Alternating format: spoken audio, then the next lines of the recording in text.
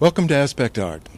Today we're in Laren, that quaint village just outside of Amsterdam, at the Singer Museum for another of their exhibitions that are bound to draw a lot of people. This one is one of those romantic tragedies, Camille Claudel, made famous by the film some years back and a book. She was the lover of Rodin, the most famous and powerful sculptor of the 19th century. Their stars were crossed, and after he left her for another woman, she spent the next 30 years in a mental institute.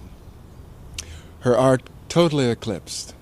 And now, for the first time in Holland, the show Out from Under the Shadow of Rodin, Camille Claudel. So join us now at the Singer Museum for Camille Claudel. Thank you.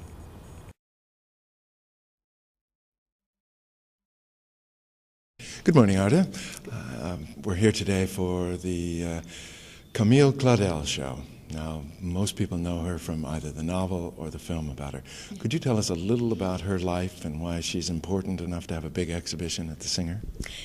Camille Claudel is known to most people as, of course, the lover of Auguste Rodin, but also she herself was a very interesting person. She chose as a young girl already to become a sculptor, which was at that time very special. And in fact, it was very hard for her. She worked together with Rodin, and she learned from him. He learned from her, probably. They had also a relationship, but in the end, they broke up. And then it became especially hard for her to remain famous as a sculptor, because all people kept saying, oh no, she worked together with Rodin. And they didn't accept her as an autonomous artist. So that was very frustrating for her, and in the end she even feared that Rodin tried to kill her. He tried to steal her work because he wanted to become famous using her works. And so she ended up in, in a hospital, in a mental hospital. And she spent there the last 30 years of her life not working anymore at all. And that's very sad. And I think that's also one of the reasons why the story has become known to the people. First the story of her life, and only later the work. And what we want to do with this exhibition is to show to the people who know her story, to show her works, because that's the first time here in the Netherlands that people can come and see so many works of her. There's never been such a large exhibition on her. And as the title of the exhibition already says, we want to take her out of Rodin's shadow, because she's a very important artist also herself.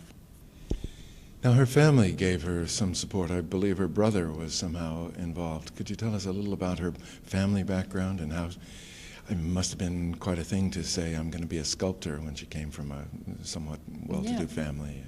Yeah, she came from a small town near Paris, a Catholic family. And in fact, becoming a sculptress for a woman was something unthinkable. Her father did support her, and also her brother, because her younger brother, Paul, also became an artist. He became a famous writer and poet in France.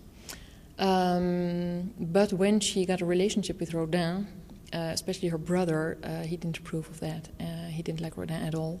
So there, his support already became less. And in the end, he was the one who managed that she went to the mental hospital, which perhaps at that moment was logical, because she was really ill at that moment, and she lived all alone. She didn't go out anymore. But he never gave her a chance to return to her family. And that was also because her mother had never liked her at all, had always found that she was much too male girl, and she preferred the younger sister Louise, who was married quietly, more the kind of girl you expected at that time. So, yeah. So her mother never wanted her back to the family. Even when the mental hospital wrote letters to her and said, well, she would be ready now to return to the family, her mother refused that.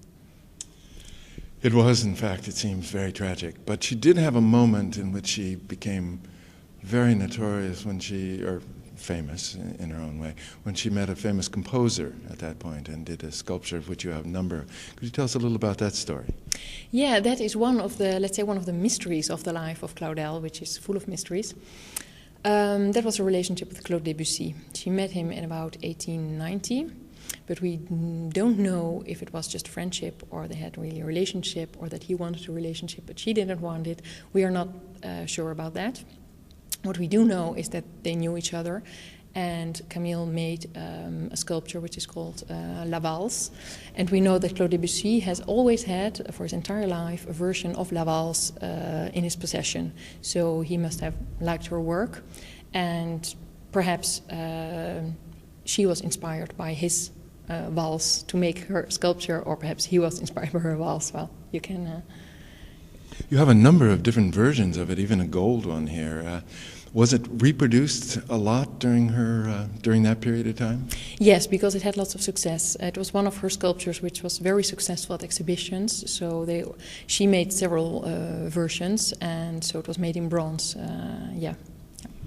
Now, I noticed that many of the sculptures that you feature in this exhibition, the large ones, have been cast posthumously. Mm. So somebody must have discovered at some point her the original versions. Yeah, her stuff. Yeah. What's the story of that? I mean, how did these become cast in bronze eventually? Well, that's an interesting story, because the granddaughter of Paul Claudel, Reine Marie Paris, as a child she was fascinated by a small sculpture they had in their house, which was La Petite Châtelaine from Camille Claudel. But the whole story of Camille was taboo. They couldn't talk about it in the family because, well, she had been mentally ill, so you didn't talk about that. But she was fascinated by this figure, so she went to do research about Camille Claudel and also to find some of her works which had been, people thought they had been lost because, of course, she had destroyed lots of her works during her life. And so that way, Reine Marie Paris, she found many original versions back, and she brought them together. So she has now a pretty large collection of works by Camille Claudel. And most of the sculptures you will see here in the exhibition are from her, are from Reine Marie Paris. So it's one of those skeletons in the family closet that you decided to bring out. Yeah, definitely. Well, the film conveyed a kind of tragic heroine. Is this really how her life went? I mean, was she cast off by Rodin? Did they have this tempestuous relationship? I mean, we know Rodin was quite a womanizer, as they say now. Could you tell us a little about her life with Rodin?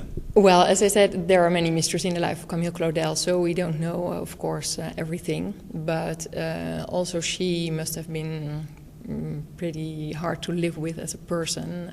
She was very much decided about what she wanted and what she didn't want.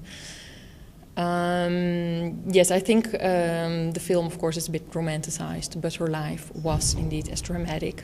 In the film, Rodin is being presented as a very negative figure, also in the book by Anne Delbé. I'm not sure if that is true, because we know from documents that he has always tried to help her, to give her money, to present her to the right people, to have exhibitions, etc. Even when she was already in a mental hospital, he tried to send her money. So I don't think he was as negative as he is being presented in the film. What point did she actually not do any more sculpting, and how did that come about? I think that was from about 1907 on. She stopped working because she isolated herself more and more. She didn't go out anymore, she didn't have money, and she started also destroying her own works. And then in 1913 she was being brought to the mental hospital, and there she never worked anymore at all. Arthur, thank you very much for being with us today. You're welcome.